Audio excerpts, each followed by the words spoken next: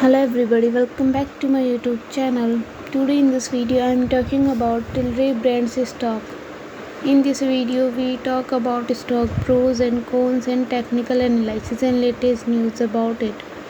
Stock is trading at 1.64 US dollar with 5.81% positive in a day. We can easily see stock was volatile for a day. The volume of stock was recently at all-time high, so the fundamental stock is much pretty better than other penny stock. Before buying and selling the stock, please consult your financial advisor. Today's video is done. Thanks for watching. Please subscribe my YouTube channel and like the video and also comment all related queries.